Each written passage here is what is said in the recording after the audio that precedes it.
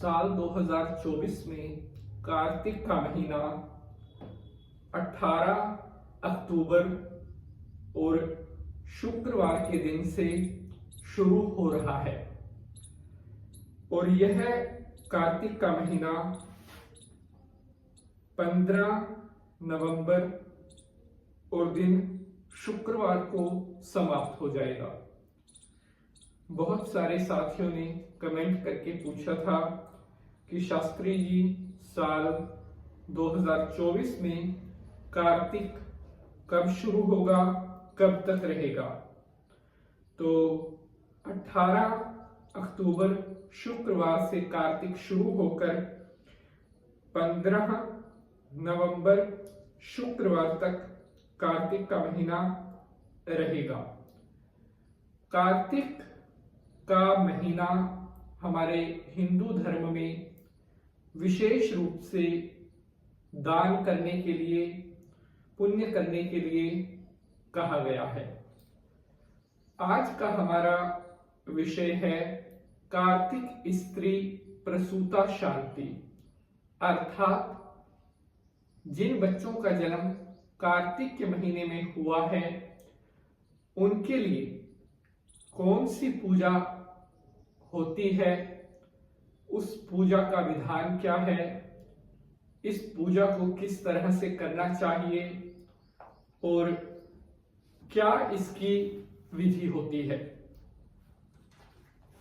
मेरे प्यारे साथियों, बहुत दिनों से मैं आपके लिए एपिसोड बनाने की सोच रहा था, लेकिन समय की थोड़ी व्यवस्था होने के कारण हम आपके लिए एपिसोड नहीं लेकर आ पा रहे थे। तो आज हम आपको कार्तिक महीने से जुड़ी हुई सारी जानकारी देने वाले हैं और आप सभी भक्तों के लिए ये एपिसोड बहुत खास होने वाला है। उन माता पिता के लिए जिन्होंने हमसे प्रश्न किया था कि पंडित जी, हमारे बच्चे का जन्म कार्तिक माह में हुआ है तो हमें क्या करना चाहिए। आज सारी जानकारी आज आपको इस एपिसोड में मिलने वाली है और आपको एक एक पॉइंट बिल्कुल अच्छी तरह से समझना होगा। तो चलिए विष्णु भगवान को प्रणाम करते हुए आज के एपिसोड को स्टार्ट कर लेते हैं। ओम करारविंदे न पदारविंदम मुखारविंदे विनिवेशयन्तम् वटस्य पत्रस्य बुटेशयानम् बालं मुकुंदम मनसा संभ्रामि। बोलिए विष्णु भगवान की जय। नमस्कार, मैं पंडित नीति शास्त्री आप सभी भक्तों का आज के एपिसोड पर हार्दिक स्वागत करता हूं।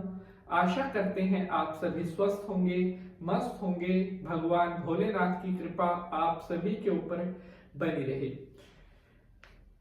जिन बच्चों का जन्म कार्तिक के महीने में होता है उनकी कुंडली में कार्तिक प्रसूता दोष बना हुआ होता है, अर्थात जिन स्त्रियों ने कार्तिक के महीने में बच्चे को जन्म दिया है उन्हें कार्तिक स्त्री प्रसूता का दोष होता है और जब तक बच्चे की कार्तिक शांति ना करवाई जाए तो बच्चे को और बच्चे के पिता को या बच्चे की माता को किसी न किसी प्रकार का कोई ना कोई अरिष्ट होता है।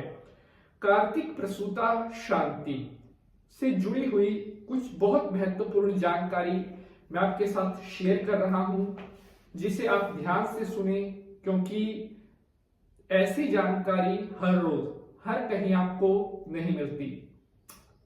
अगर हम अपनी भारतीय ज्योतिष की बात करें तो कार्तिक मास में जो सूर्य होते हैं वो नीच राशि में होते हैं, यानी कि तुला राशि में भगवान सूर्य को सबसे नीच का कहा गया है।